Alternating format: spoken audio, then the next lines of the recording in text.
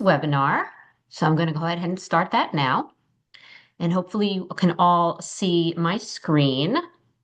Technology is my weak point. So if you don't see the screen or if there's any issues, definitely put something down there in the chat. So good afternoon. Thank you for being here today for our wellness presentation on women's health. My name is Liz Markman. I'm one of the certified health coaches here at the CONH Employee Wellness Program. Today, we're going to be discussing some of the unique health risks women face throughout different stages of life, as well as the practical prevention strategies that can help support long-term health and well-being. So I chose this topic in honor of May being Women's Health Month, but women's health concerns should be a year-round conversation, and hopefully this just gets you thinking about the issues you should be concerned about year-round. So the goal of today's presentation, not to overwhelm anyone with information, rather just kind of empower you with knowledge and encourage proactive healthcare habits. We're going to talk about physical health, mental health, screenings, lifestyle habits, and available resources that can support both you and your families. So whether you're in your 20s or 50s or beyond, these will be steps you can take now to improve your future health outcomes. So hopefully everyone leaves this webinar with at least one or two takeaways to apply in your own life. So here's just a quick overview of what we'll cover in this next 20 minutes or so. First, we'll talk about several unique health risks that commonly affect women, including heart disease, breast cancer, mental health concerns, autoimmune diseases, and osteoporosis. Then we'll discuss priorities during different stages of life. What health concerns and screenings tend to become more important during your 20s, your 30s, your 40s, your 50s, and then into later adulthood. After that, we'll review some prevention strategies, including nutrition, movement, stress management, sleep, and overall healthy lifestyle habits. And finally, we'll go over some of the resources available through the City of New Haven that can help support employee wellness and healthcare access. Let me move this screen. There we go. Okay. So let's start with some major health concerns that uniquely impact women. So first of all, heart disease. Heart disease is actually the leading cause of death for women in the United States. Many people still think of heart disease as primarily affecting men, but it's extremely important for women to recognize their risks as well. One challenge is that symptoms in women are more often subtle. So instead of the classic chest pain people expect, the grabbing of the chest, women tend to experience fatigue, nausea, shortness of breath, dizziness, and sometimes pain in the jaw, neck, or back. So because symptoms can look different, sometimes they're overlooked or dismissed. You may see every February we do a Heart Month series. That we send out to the entire city. Those materials are always on our website. We have a lot of information about women and heart disease on our website. We also want to recognize the common risk factors, such as high blood pressure, high cholesterol, diabetes, smoking, chronic stress, lack of exercise, and of course, family history, which all contribute to heart disease. Another major concern for women is breast cancer. That remains one of the most common cancers among women. Risk factors include genetics, age, environmental exposures, and lifestyle choices. So the encouraging news, though, is that early detection really does save lives. Self-awareness, routine screenings, mammograms, regular healthcare visits, these should all be priorities. They are incredibly important tools for prevention and early treatment.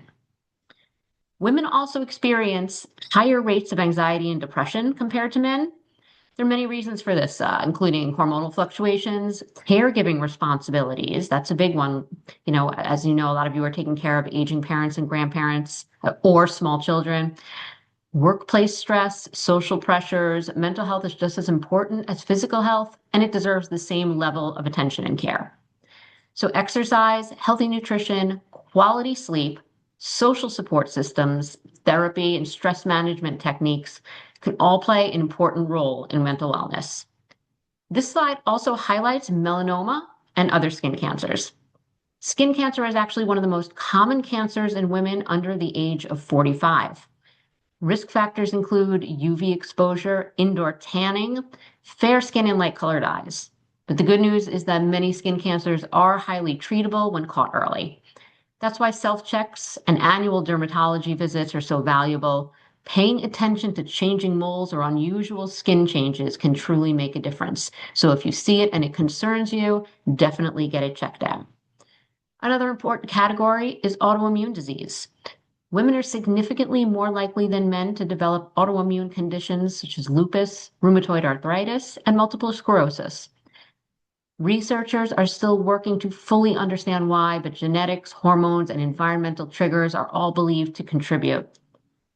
One challenge with autoimmune diseases is that symptoms can sometimes be vague and therefore dismissed initially. Things like fatigue, joint pain, inflammation, or neurological symptoms.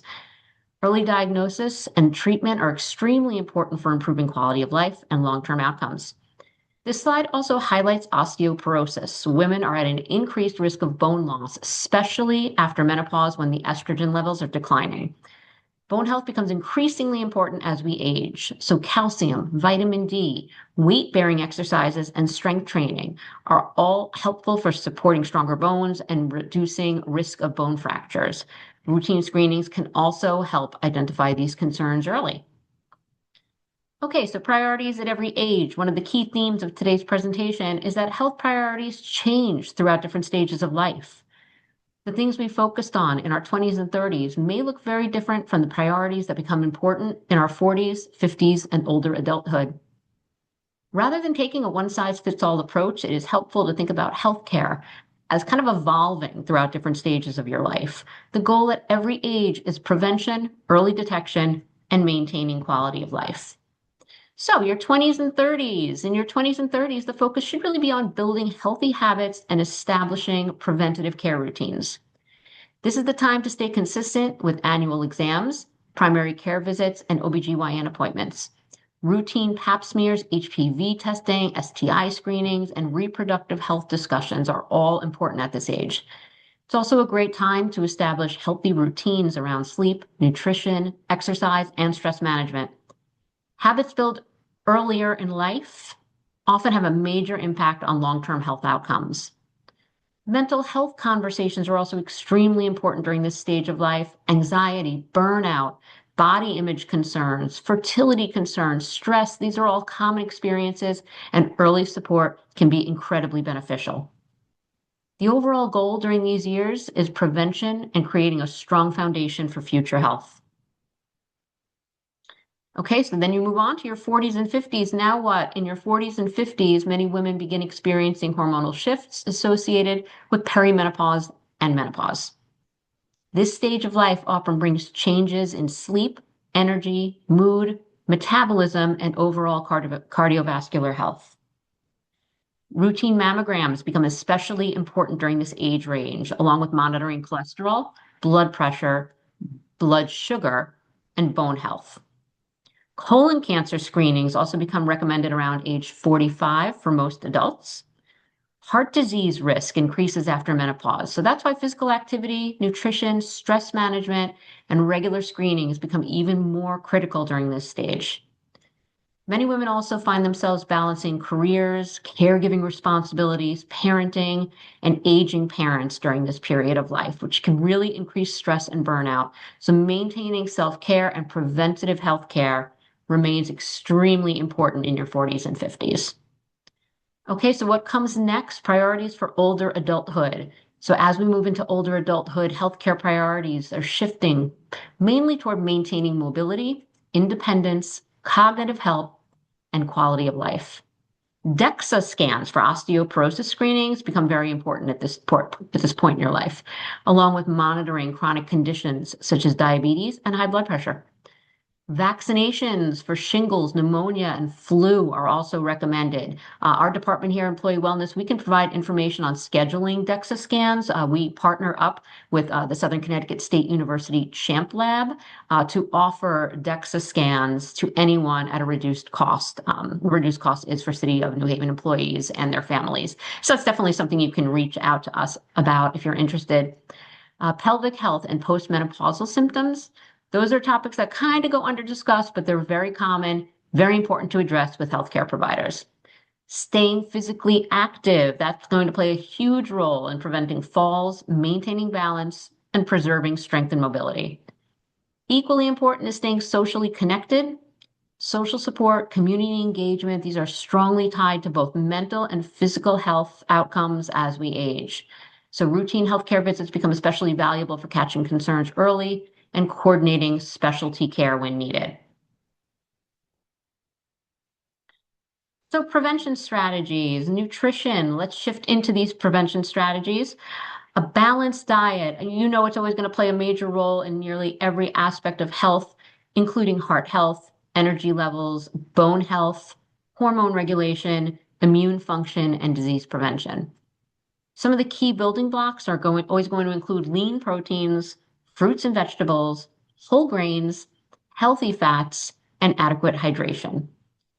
Women also have several nutrients that deserve special attention, right? So iron, calcium, vitamin D, fiber, and protein.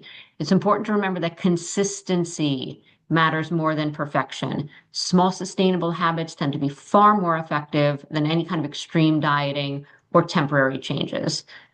Limiting processed foods, adding sugar, and excessive alcohol intake can all affect long-term health. Okay, so once again, our team here at the Employee Wellness Program, if you're interested in discussing specific nutrition concerns any further, definitely reach out to us. Physical activity is one of the most powerful preventative tools we have. So regular exercise supports heart health, strengthens bones and muscles, improves mental health, helps manage weight, and reduces the risk of many chronic diseases.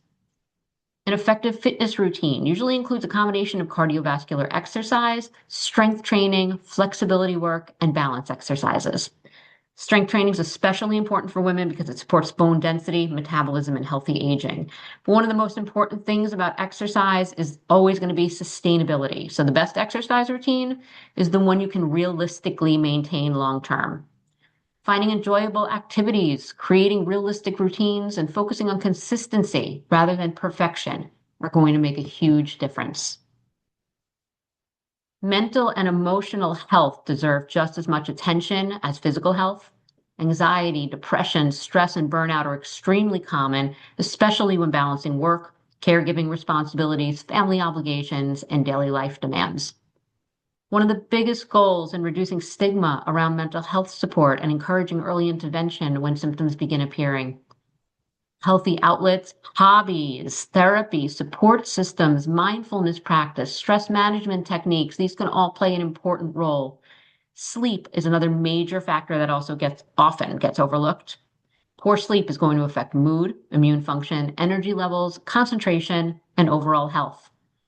Prioritizing recovery and rest days and healthy sleep habits can significantly improve both your physical and mental wellness.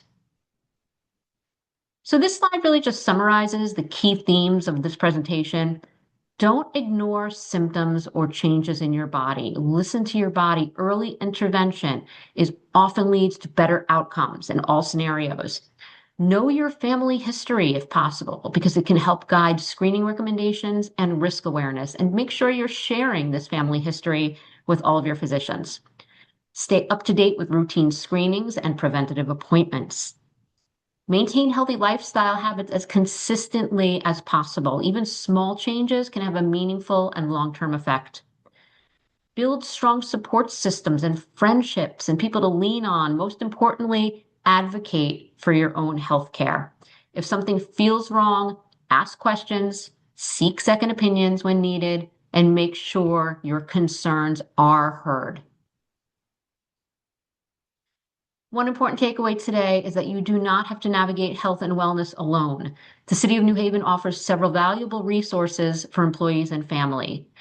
So here at the Employee Wellness Program, as you know, we provide wellness initiatives, health coaching, screenings, and educational resources. If you hop onto our website, you will also find our educational library that is full of resources on these and so many more topics. You may have also seen emails from HR recently that the Employee Assistance Program is now via the Lexington Group. So you have opportunities to receive free confidential counseling sessions for yourself or your family members.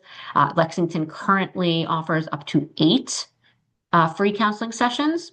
We also have a partnership with Southern Connecticut State University's Center for Therapy that also provides free therapy for our City of New Haven employees.